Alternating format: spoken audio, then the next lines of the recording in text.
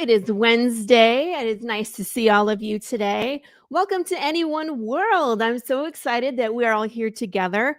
I hope you brought your coffee. I got mine. And we're going to talk to another indie creator from NE1 World. I see Tom in the background with his coffee. That's awesome. Today's guest is Tom Mishra. Did I pronounce your last name correctly? The coffee. Yeah, I think you got it right. Gotta have that coffee. Yeah. Mishra. I got it. Yeah, first try. Good morning. Good morning. How are you? Calcaterra? Very good. Oh, nice. Gold stars all around. The coffee's working. Yeah, I mean, can always use a little more caffeine in the morning, in my opinion. I don't know. I've done shows like over caffeinated before, and those get a little crazy. Yeah. I've just like had job interviews and meetings where I have too much coffee, and then I'm like, I'm weird. They're not hiring me. I don't know. Maybe they're looking for quirky. You never know. Yeah. I hope so. So, Tom, tell us about yourself. I'm assuming you are a writer. Yeah. Let me get closer to the screen so I'm not like squinting. I guess I'm like a filmmaker is probably the title I would use, but like I write, primarily produce and direct commercials. That's kind of my bread and butter, but I've written a comic book we'll talk about. I've written a bunch of screenplays that are in development with producers, and I've made a ton of short films and commercials and web series and stuff. Yeah. That's amazing. I'm also a I make short films by myself. I would say I'm an amateur. I definitely don't make any money making short films and just do it for the love of it. I lose money on short films. That is a horrible business, making short films, but they're fun. It's like, it's the price of a vacation. And so I don't go on vacation. I've spent that much on a short film before, absolutely. Yeah. But I had to hire the whole crew, so that's when you spend all your money. It's like, yeah, you got to compensate the crew. It's the absolutely. You also got to negotiate heavily discounted rates for shorts, like because it's your money, but usually you've created a network of people that want to help. So right, absolutely. So with your work, is it something in a world that you've built? Like, we're speaking of comic book, is your comic book and your short films cohesive? Is it one whole project together? No, they have nothing to do with each other. I think if I tried to make a short of Polarized, there's not enough money that I have. You would need it's very ambitious, and I mean, maybe it takes place in like TV newsrooms and luxury hotel suites and stuff like that. Those locations aren't locations you can just like call and be like, hey, can we get in when you close to film? So it would be pricey, but no, I guess they're all stuff I've written, the shorts and the comic book. Yeah. What about you? What are the shorts related to the stuff that your novels and stuff, or? Yeah, I have a comic book. It's this show isn't about me, but I'll tell you very quickly. Oh, okay. Sorry, I'm bad talking about only myself. I write a comic book series called Path of the Pale Rider. It's a Western apocalypse series where death has been broken. And a lot of the times our short films will explore things that like the protagonist kind of touches on, but we don't really go into detail in the story. So death being broken, we get undead and we get zombies, but it's not your traditional zombie. They're just people who die and rot with their soul still stuck in their body.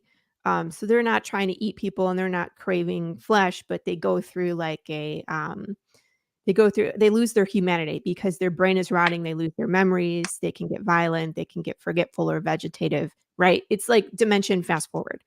Yeah. Like, we did a commercial for an undead retirement community, and then there was a riot scene.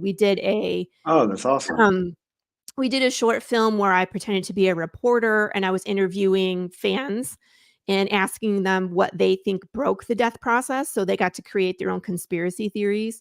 And then, the 3rd one I did was like a psychological horror where it was like a dinner party where everybody canceled, and then, the undead had started to fight back against the living, against all these rules and regulations that were placed against them, and, started taking people out. So we did like a little horror skit. The one I'm working on now is, A Day in the Life. So it's like a nuclear family where the dad, uh dies in the first, like, 3 seconds, and then how their family dynamic changes based on his, decay and how like, what happens to a family when one of your family members dies and goes through this. So, in the comic book, we mention it, and you see it, but you don't get all the detail, you know what I mean? So that's kinda what I Yeah, do. But and the fans that's love it because awesome. they get to be a part of it. Because I usually will Yeah. do, like, a component where I'll film with an actor, but I'll also give the fans a chance to either send in film or send in, still frame, and I'll edit, like, pictures into the credits, stuff like that, so they get to see their face in the short Oh, film. that's really cool. It's That's just kinda smart. something I did. Yeah. Yeah. But tell me about your Polarized. What's the story behind that? It's about a liberal news anchor and a conservative news anchor that are secretly fucking, and when they're caught, Uh-oh. they gotta survive all the, like, uh, death threats and, chaos from the fringes they helped create who, like, feel abandoned by them. Oh. Yeah. It's a funny anarchic anarchist rom-com, uh, Yeah. and I wrote it, and then I met this illustrator, Alex Liu, and I was like, "Would you ever wanna make a comic book?" And he said, "Yes." And then for 6 months, he would just illustrate the script, and then Yeah. we put it on to Kickstarter, Nice. When was that? and When was then your yeah. first issue? Like this time last year, we released, About a year the ago? first volume on Kickstarter. Volume. Yeah, Volume. we How have many 3 pages issues. was this thing? Oh, okay, I gotcha. 100 pages. 100 pages in the volume. Okay. Yeah. So, do you continue to write comic book in, like, script format, or have you like, I've had to do I when I just write script because that's where I come from too, is from production. But when a lot of times I'm writing someone else's series, I'll have to write the comic book fashion where it's like page 1, panel Yeah. 1, description, Uh, action. Have you ever I done just that? write in script format, Script? and then the illustrator kinda interprets it. We do, like, thumbing Hmm. together. We like a lot of the thumbing process, we would just meet together and just go through the whole script. Yeah. Uh, Yeah. so I think that probably made it so we didn't have to adapt the script into comic book script. We could just sit together and just, like, look at the final draft file and be like, "Okay, this is a page," or, like, "This should be a page," but we have to cut some dialogue to make it a page, so, like, it was a very, collaborative process, and then once we did the thumbing, he would just go off and, Mhm. um, illustrate I on think his that's own. very similar to what I do with my artists as well. We sit down and talk about what's important in the script and what needs to be Yeah, on the page, and then he does the paneling and make sure it all fits. Because I'm yeah, with yeah. you where it's like it's a script, so there's a lot of dialogue that we gotta change. Do you who does your lettering is the question, though. That's just Alex, the He illustrator. does everything? That's amazing. Well, yeah, I think, this was the first comic book either of us ever made, and it's, uh, you know, we learned a lot on it. I think we learned, uh, Alex did a lot of the, art. Like, he did all the work, all the Mhm. artwork, which I think is, a lot to put on someone. Um, Yeah. but he was dedicated, and it's still one of my proudest projects, the comic book. He's actually making a math textbook now with my dad, who's a math professor. Like, they're doing comic book stories of some of, the history of math, That's so cool. that should be yeah, that'll be way more publishable than our comic book, but yeah, Well, I mean, like, excited everything has for its them. own niche, you know? Yeah, totally. But I think I'm with you. I agree, like, right now, what is gonna be popular is, like, comic books for kids, educational tools for kids in comic form. I'm seeing more and Yeah. more of those come out, like, like, just history in comic book form, ancient Egypt and women in Mhm. science and blah, blah, blah, blah. This is what I'm seeing at Barnes& and Nobles. So I was like, Yeah, "Maybe you that's should do that." definitely I think of, like, the non-superhero stories, it's a lot of, like, nonfiction in comic book or, like, shake or, like, Yeah. classic literature adaptions, which are Yeah, really cool. Like, I absolutely. read this one detective series a year ago, like, Parker, and I was, like, reading it was like if James Ellroy was comic bookized, it was cool. I Interesting. enjoyed it. Yeah. Hmm. Hades is here. He says, "Love the satire and art of the book." Which book are you Oh, oh, so you must be talking about Polarized, I would I assume. think so.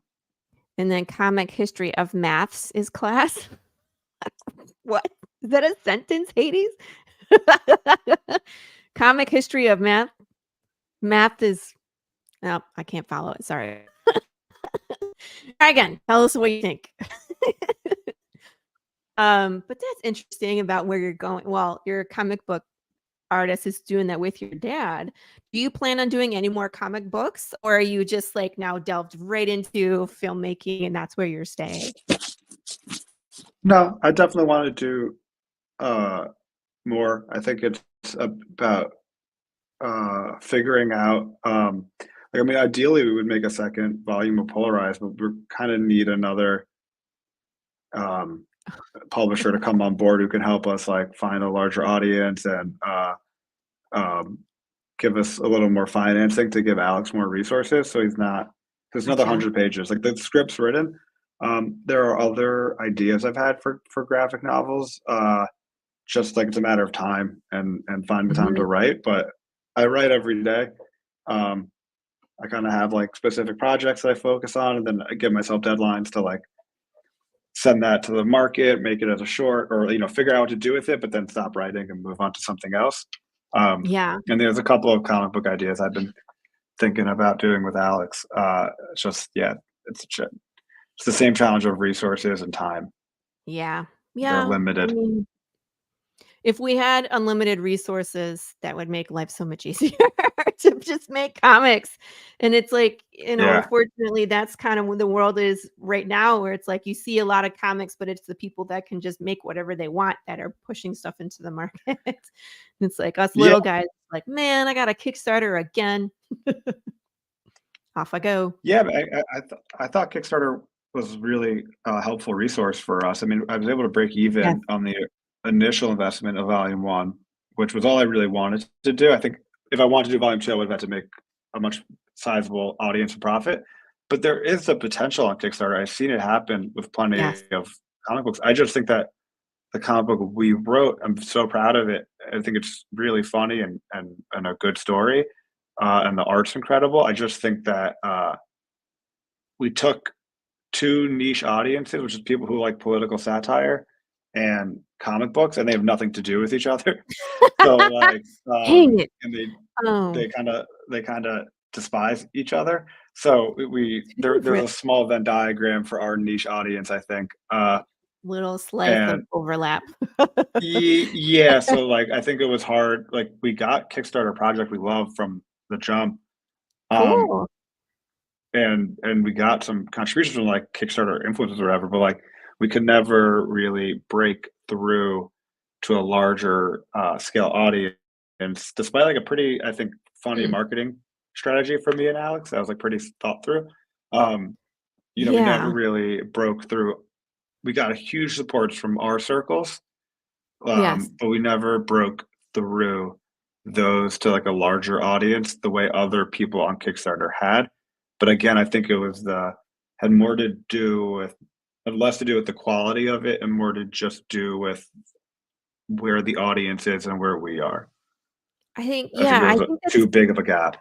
well, and I think finding the audience is 99% of the work, you know what I mean? Like, doing the product and getting I mean, like, that's, basic, everybody has to do that, but finding the audience, to me, it's like, that's so hard. There's probably hundreds, thousands, millions of people that would love a comic, but just don't know it exist. So Yeah, it's I the mean, that hard was part like of I think the people who read it really did enjoy it, and, like, for a lot of people who read it, it was their first comic book, but there was a lot of people who read a lot of comic books who also liked it a lot.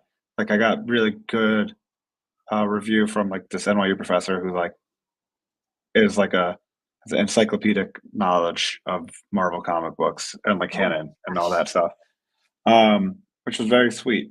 I just think, um, you recommend a book to someone, there's a 50%, like, a great book, there's a 5% chance someone will read it. So, Mhm. but like a great book by a known writer with a huge audience, there's still a 10% chance someone will read your book recommendation. So, Right. unless you're a huge critic, but we didn't have the infrastructure or backing of like a larger publishing entity or PR entity that could get us into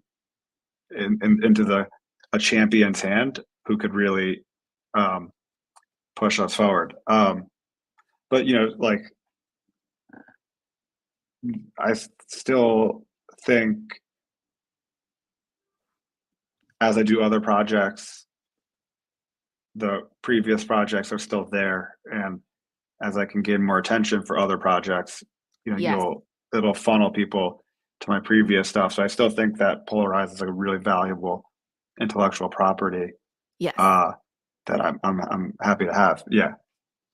I agree, and I mean, like, again, if you're, like, kickstartering for a short film, right? We're Yeah. always looking for, um, different kind of pledges that people would like, so that way they Hmm. can contribute to the project, and you can always use Polarized. You can, leverage that into your rewards as well, either as digital or physical Oh wow, copies so smart. people can Yeah. use even though it has nothing even if it has nothing to do with the short film, Yeah. it's still something like people are like, "Oh, he wrote a comic book, I'd like to read that." And even if it's digital, it costs you nothing, right? But then they get to read your story, get involved on that aspect as well, and help fund your Kickstarter Yeah. for And they can digitally your work. purchase it on NE1world.com, That is correct. If people are interested right? in purchasing it, I'm gonna show you where you can purchase Polarized today. We will get there. You know what? This actually seems like a good place. Let's play that commercial. If someone is interested in becoming a part of any one world like Tom, there's a way that you can do it. You just have to submit on the website, and here's how you do it. If you're an indie creator looking for a home for your comic book, graphic novel, short story collection, or novel, then you've come to the right place. Any One World is a full-service publisher and distributor which can take your creator-owned project and showcase it to the world. We offer two primary distribution channels: digital distribution, where we'll sell your book in our digital bookstore; digital and print distribution, where we'll sell your book in our digital bookstore and distribute through physical bookstores across the UK, USA, and Canada. In addition to distribution, Any One World can also work with you to publish your book. We'll publish your book digitally, helping you source artists, edit, format, and publish your book in digital format. Digital and print. We'll publish your book digitally and produce and distribute print copies of your work. Digital, print, and merch. We'll publish digital and print copies of your book and then work with you to design or distribute products and add-ons such as t-shirts, posters, and more. On top of all of this, we can offer additional paid services where required, specifically cover design, editing, and formatting. Unlike many traditional publishers, Any One World gives indie creators maximum control and flexibility over publishing and distribution. So if you're looking to partner with us to distribute existing books or publish something new, read carefully through the information below and fill out a submission form.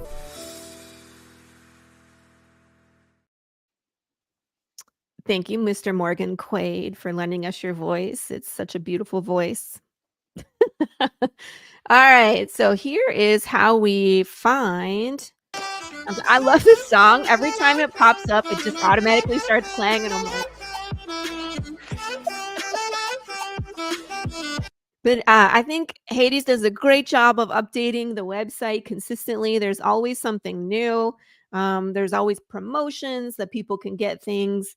And then I always want to remind people, so from NE1 World, they have these 4 buttons, these blue buttons. And if you click on search by creator, it will take you to this page. Woo! There's so many collections here. Man, NE1 World is just growing and it's amazing. And let's see. Tom, you are right here. And which takes us to this page. Now, when I saw this, I was like, I need to know who came up with this marketing?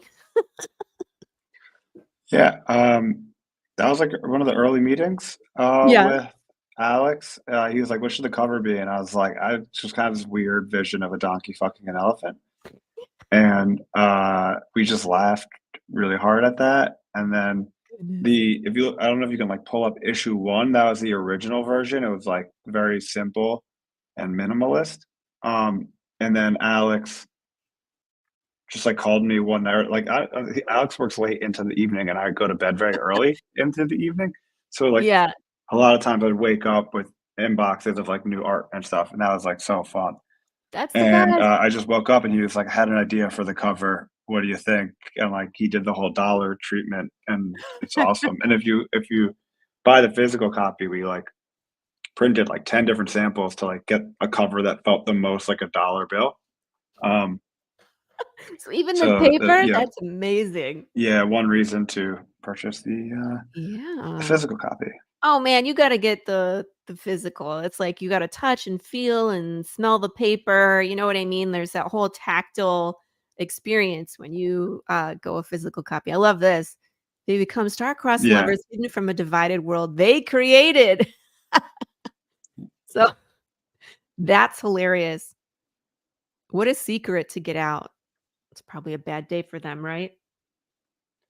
Yeah, yeah, that's a really funny, scene in the book, like, near the end, actually. There's like a, airstrike of angry Twitter birds that fly over them as they're caught and, like, bomb where they are, and that, like, takes us to, like, a montage of, like, different caricatures of, media personalities talking about them. It's, like, one of my favorite it's, like, one of the last pages of the volume 1, but it's uh, such a fun scene that Alex illustrated sequence. That's awesome. Yeah, Yeah. I can see how this would be really interesting. And the fact that it's set in a um politically, how do I want to say it? Uh it's like it's a hot zone. It's like it's charged. It's electrically charged. You know what I mean? Is it's already something that people pick a side. You know what I mean? And there's always a debate. There's always a discussion or argument, and then you set two star-crossed lovers into that on opposite sides. Like, Yeah, I mean, I think, like, interesting. um, the politics is all environmental. Like, it's I don't think, like, I think like, some people have told me it's a political story, but I kinda feel the opposite. It's a romantic story, Yeah. set in the backdrop of a just a chaotic, hypercharged partisan environment. Um, so it's very Shakespearean in that way. Not that I can compare any of my writing to him, but like we're taking a lot from Romeo and Juliet and like a lot of those types of Yes. archetypal plots, more so than trying to make a huge political statement. I think a lot of like I've conservative friends who read it and said that it was too hard on conservatives. I've had liberal friends read it who said it's too hard on liberals. Oh. Um, and I really I, I I think you, if you're making a political statement through your art, it should be kind of subconscious. So like there probably is a statement in there, but I don't think it is a intentionally political piece more than No, it is they're like probably just internalizing, you know what I mean, the book yeah. against their own beliefs. So, Well, it's of like when course, a they're gonna say it's too hard on them if it's hard on yeah yeah everybody. it's kind of like a ink blot. Yes. Yeah. Rorschach test? That's it. Yeah, Rorschach test. Yeah. So on the site, people, you can get, let's see here, you can get episode 1, try it out, read it, decide if you want to continue. There's episode 2 and 3 separately, but there's also this digital download for the complete collection. So if you're interested, why not just go there? I Yeah, mean, it's I think that once you start reading it, it's a very compelling story. Um, so I'd obviously like people to buy the full volume. Yes, Do you know if have people been purchasing or reading it, or I haven't gotten I any, have like, no access statistics. to that Yeah. information, sorry. Alright, it's all good. I think that's a Hades question. Yeah. Can he comment? Oh. Hades, Tom would like to know. I don't know, maybe that's an after the show kinda thing. We'll see. Yeah. So, let's dive into your filmmaking. I'm sure you're currently working on something. Yes? Yeah, I shot a short this weekend. So in post-production, I'm editing it, and then gotta do the music and the sound design. Okay. Um, so yeah, it's hard to, like, kinda describe a log line for it. It, like, deals with Stockholm Syndrome and, Mm, um, trying to escape a nightmarish night. It's my first horror project, although I think it's mm. really funny, um, but Wait, also you really said it's scary. horror and it's funny? Yeah, I think it's hilarious, but I don't think it's like I think you're gonna be really scared and disturbed while watching, but you're not necessarily gonna be laughing. It's a really fun tone that me and the crew and the cast that we're playing in. So really excited. I think I put a lot of my resources into the comic book world over the last 2 years, like my creative resources. Mhm. But I've been a director for a long time, and I haven't really made a short film that's like this ambitious and deals with like dramatic themes in Mm. like 5 years. Yeah. Really excited to finish it and figure out how I distribute it. But I think it's going to be a really fun project. So how many short films have you completed? Um, a lot. I think Ballpark? um, probably more. I mean, if you do you count commercials and stuff like Sure, that and music videos, sure. Absolutely. 20 That's a in the lot. 20s, um, probably, maybe. If you count commercials, yeah, certainly.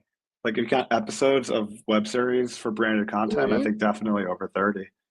Um, That's amazing. or, um, there's, like, 3, 4 this will be, like, the 4th, 5th short film that, like, I would say I wrote and directed that is, Okay. like, my filmmaking voice that isn't for a brand, like, it's just for me. Mhm. Um, but, I mean, the goal is to do features. I am God in bless you. discussions, but it's such a slow moving industry that it's really hard to get anything. It takes a really long time to get stuff off the Yes. ground. So these types of shorts and this commercial work really help me hone my craft, learn the technical Yes. skills, work with a crew, and develop relationships. With like I had such a great career this weekend of people who just like really want to go the extra mile and really collaborative and friendly and just elevate. I think what's exciting about this short is, and I think it's a theme of my projects, is there's a really strong appreciation and commitment of craft. Mhm. So I think when you watch a show, when you read the comic book, you can see the hard work and ownership that everyone who worked in on it put into it. So um, yeah, that's I'm very excited about having wrapped this short film. It's called Rick and Ronald. Thank you. I was gonna ask, Yeah. what's the name and kinda, So tell us about like the crew. Now you write and you direct.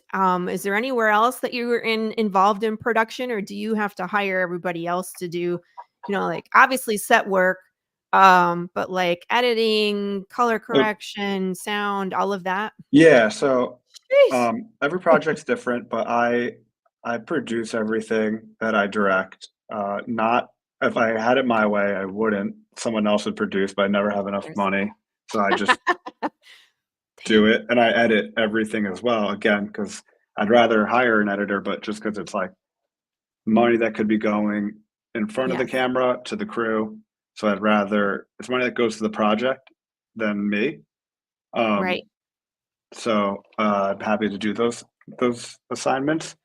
So like on this, I wrote the screenplay.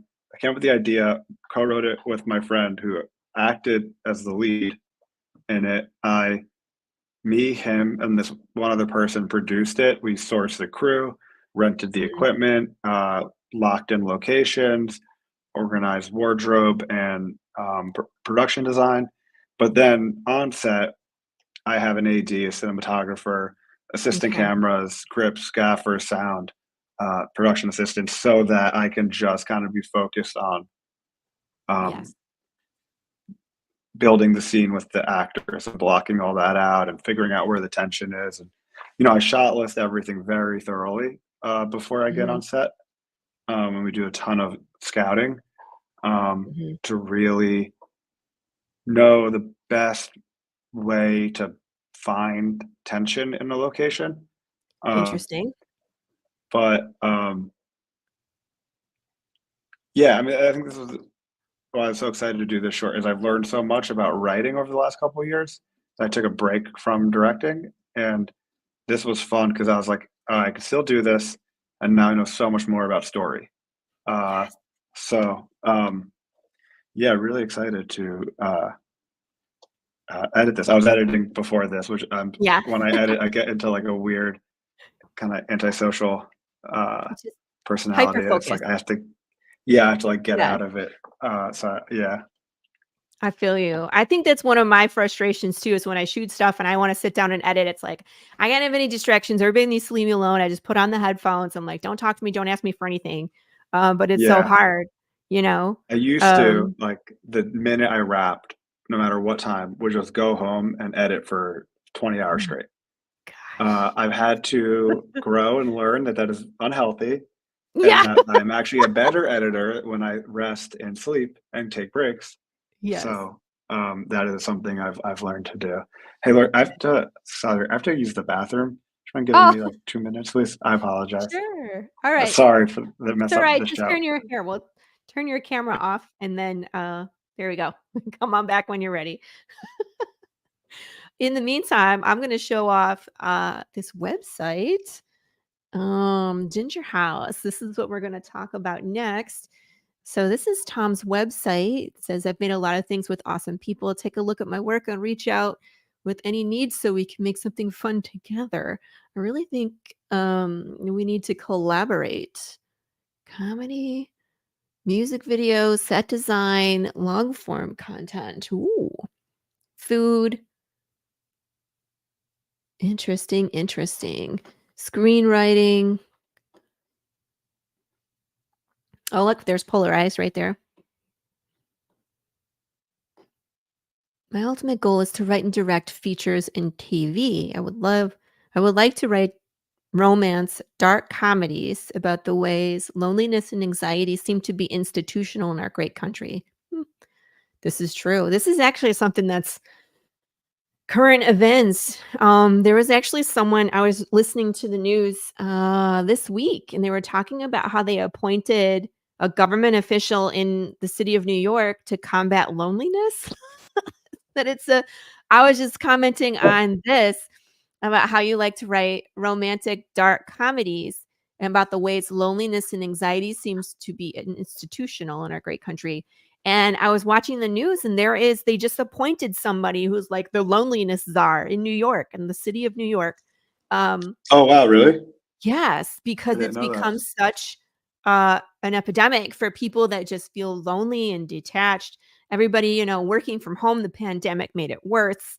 In New York, it's like super easy, even though there's so many people, just to feel alone, you know? So this is really interesting to me because it's like it's current events. I'm gonna switch back to here. This is what I wanted because obviously my next question was where can we see some of your work? And I believe it's here. Yes, this is Yes, most of your everything stuff. is there. Yeah. Yeah, this is quite a resume, man. Oh, yeah, I thank you. I just yeah, I'm very lucky. I have people who work in places who look out after me and give me opportunities. Mhm. Um, and when I get the opportunity, I try to just make them happy they offered it to me, you know? Yeah, yeah, Um, and so then I get more opportunities. And I absolutely. just try to build sets that are really respectful and kind. Um, and uh, for commercial work, I want to make sure the client is happy and understood, and the creatives feel fulfilled. Um, and I think because of that's just been my philosophy. People bring me back, although it's been a very rough 6 months in the advertising industry. Things have slowed Yeah, down considerably, but yeah. really happy and grateful with all these projects that yeah, this is how I like. I hear a lot from a lot of people. You want to really curate the work that you've made and not show a lot of things. But with me, I don't know. I just made so many things with so many cool people. I like just having it all out there. And Yeah, this way, like, if you're a fashion brand, you go on my site, you see the fashion work. If you are a, um, food brand, you click food and there's all the yeah. food work that I've done. If you're a creative executive, you see projects my parents won't share very quickly and deduce that's where my more narrative stuff is. Mhm. Um, so uh, yeah, Oh, you're gonna do some stand-up comedy? That's amazing. I used to do it a lot. Yeah. Yeah? When I was writing Polarized, I was doing stand up like every night. Oh my gosh. And uh, I got booked at the Comedy Store, and Yeah. then it was for March 25th, 2020, something like that. I don't know. It was like one of the first shows to get canceled because of the Oh, yeah. lockdowns, and then I just never got back Aw, into it. Just started focusing on writing more. And then when I've tried to get up since, I just lost it. It's like stand up is like you gotta be very funny, you gotta be very committed, and you gotta have the ability to really grind. And yes. so I didn't have it. That's another business I don't think I could succeed. Well, obviously, I'm not a comedic writer. I think sometimes I have funny moments, but there's no way I could ever do that. And it's so grueling just to get up on stage every day and it's not just writing jokes, it's about the timing and the delivery and every audience is different. Like I can just imagine, "Oh, hey, Jay." How difficult that would be, and I'm sure it's cutthroat too, competition and woo, you just have Yeah, a yeah, yeah, giant exactly. You got resume it here, man. 100% on the mark. I mean, there's some really awesome people in comedy, Yeah. and I love going to comedy shows. I still go regularly, but to do stand up, you got to really commit yourself. And how do you even study that? Like, do you study previous stand-up comedians? Like, how do you hone your Yeah, craft it's not. like that? You got to just get up on stage and tell jokes and figure out what doesn't work and figure out what works. And I think what's awesome about stand up is a really wonderful way to find yourself. Because Hmm, you if you're committed at a certain point, you realize you have to figure out how to present a natural version of yourself to the audience. So you have to figure out what is the natural version of yourself. It can be trippy because uh, you're having to perform all the time um, as a version of yourself. The other forms of performance you're someone else, like stand up, you're you. Yeah. So it's really uh, it's a really challenging art form, but that's why it's so awesome, and that's why I think people gravitate towards comedians so much is because they feel like the most authentic art form that exists right now, the most honest version, and it is uh, for a reason. But I think because of that, there isn't like stand up comedy class that you can go to. Like, I think there's like Right. you can study, you can watch specials, you can go to clubs and watch comedians. Um, I mean, I guess as any art form, the only way to truly learn it is like you got to just get up and do it and fail. Start doing it. But Yeah. failure is so much personal and harder in comedy than in every other art form. It's so hard to put yourself out there. I mean, at least with like a comic book, I can produce a comic book, but I'm not sitting there with the person while they're reading it. Yeah, exactly. I have I have had someone do that to me though. Like I walked into a comic book store and I was presenting my comic and the dude literally like took out each comic and read it in front of me and I was like, this is a Oh little wow. nerve-wracking, right? Yeah, I Because wouldn't want that. exactly. But I'm that's like, how what if my moments don't hit or what if he doesn't understand what's going on or he's like this is dumb and I'm standing right there, right? So it worked out fine, but that is basically what stand-up comedians do is they put themselves on the line and it's like standing there to silence, I'm sure is just heartbreaking. Oh, no, no, thank you. I'll pass on that. it is hard. You have to learn to embrace the silence. I think the best comedians use silence Mhm. brilliantly to their timing. But that's an early thing is like getting comfortable with silence um, and not letting it get to you because silence doesn't mean bad. It can it can be bad, but it can also mean they're just interested Or and processing. engaged in you. Yeah, but if you're not used to it, you can't interpret it that way. Um, and if you get nervous, the audience feels the nervousness, Mhm. and they won't go where you want to go with you because you don't. You're afraid. So if you're afraid, they're going to be afraid. You got like so Yeah. it's very interesting performance technique that really helped me as a writer and a director.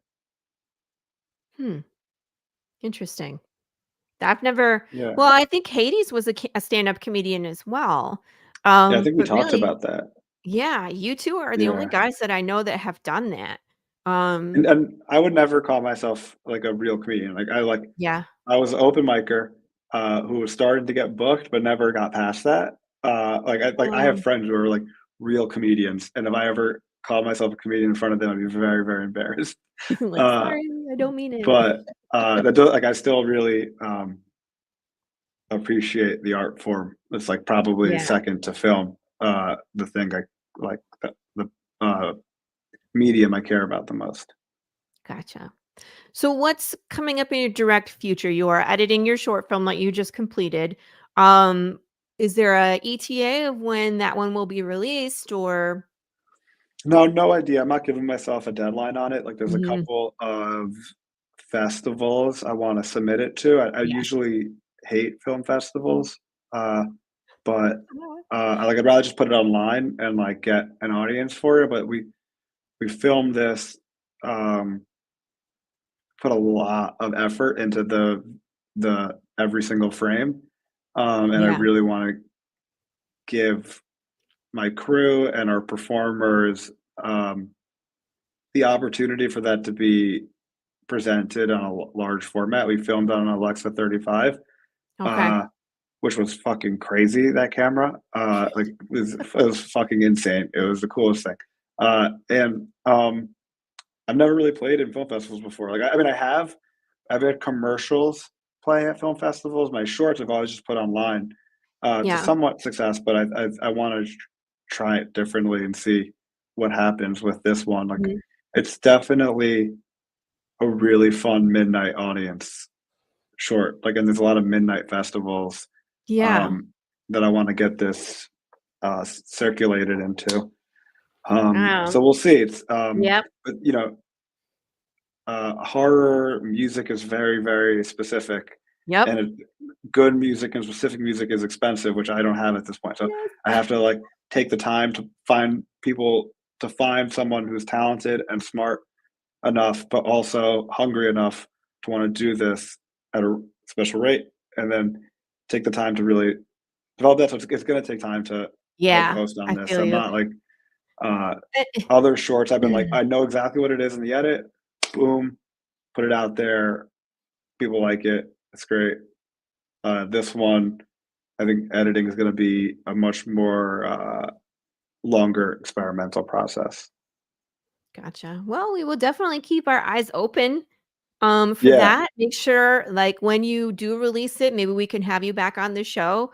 yeah, Um, totally. That'd be fun. we could view it on the show, whatever, if you're open to that. I know film festival, a lot of times, like, they don't let you show it to the public until after all the film festivals are done. Yeah, Um, that's the so frustrating part. Is I'd like to yeah, just put it yeah. because realistically, like people going to the film festivals might probably wouldn't have seen it online. So like, This is true and too. it's I like the think they're people 2 who see it different online crowds. aren't necessarily going. Yeah, they're very wildly different crowds, but that's why I don't. And that's my problem with film festivals is there's a lot of I think rules that limit specifically independent filmmakers. Mhm. Um, and I think and there's certain practices that just honestly take advantage of independent filmmakers. Uh, Trying to avoid all that and trying, Yeah. but definitely want to see this thing on a big screen. Yeah, absolutely.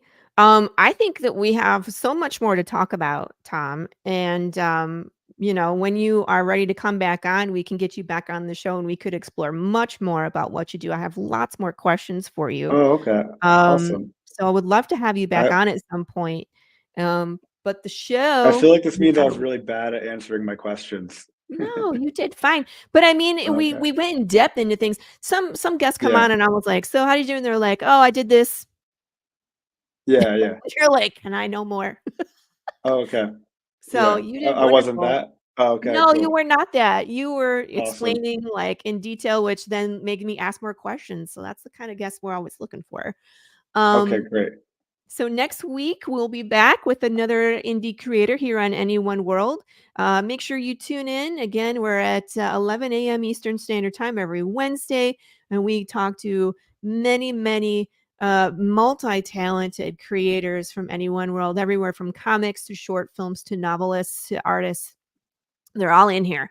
So definitely go check out NE1 World Collection, see what you like. You can find my book, Path of the Pale Rider, there as well for digital download. And that's it. Everybody say goodbye. Thank you, Tom, for coming on the show. We'll see you all next week. Thank you. Thank you for having me, Laurie. Yeah.